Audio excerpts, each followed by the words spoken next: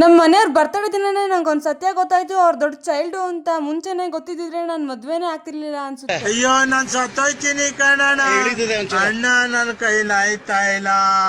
ಅಯ್ಯೋ ಅಣ್ಣ ನಾನ್ ಸತ್ತೋದಂಗ ಆಗೋಯ್ತಾ ಇದ್ದೇನೆ.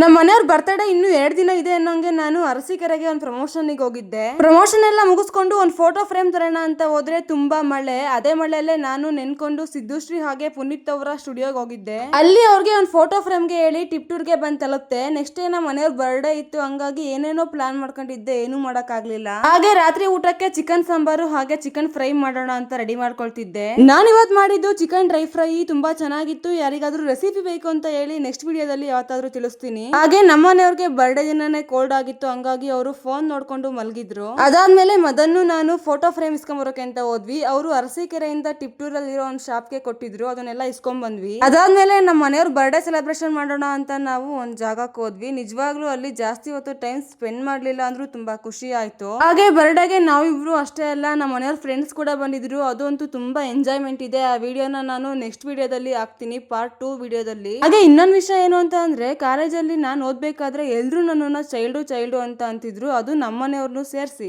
ಆದ್ರೆ ನಮ್ಮನ್ನ ಚೈಲ್ಡು ಅಂತ ಅಂತಾರಲ್ಲ, ಅವರು ನಮ್ಕಿನ್ನ ದೊಡ್ಡ ಚೈಲ್ಡುಗಳಾಗಿರ್ತಾರೆ, ಆದ್ರೆ ನಮ್ ಕಣ್ಣಿಗೆ ಕಾಣಿಸಿರಲ್ಲ ಅಷ್ಟೇ. ಯಾವತ್ತಾದ್ರೂ ಒಂದಿನ ಈ ತರ ಕಾಣಿಸ್ಕೊಂತಾರೆ ಅಲ್ವಾ. ಇವತ್ತು ನಮ್ಮನೆಯವರು ನನ್ ಕಣ್ಣಿಗೆ ದೊಡ್ಡ ಚೈಲ್ಡ್ ತರ ಕಾಣಿಸಿದ್ರು. ಹಾಗೆ ನಮ್ಮನೆಯವ್ರ ಬರ್ತಡೆಗೆ ನಾನು ಯಾವ ಫೋಟೋ ಫ್ರೇಮ್ ಕೊಟ್ಟೆ, ಹಾಗೆ ಅವ್ರ ಬರ್ಡೇಗೆ ಯಾರ್ಯಾರು ಬಂದಿದ್ರು ಅಂತ ನಾನು ಪಾರ್ಟ್ 2 ವಿಡಿಯೋ ಹಾಕ್ತೀನಿ ಅಂತ ಹೇಳ್ತಾ ಮತ್ತೆ ಭೇಟಿಯಾಗುವ. ಬಾಯ್.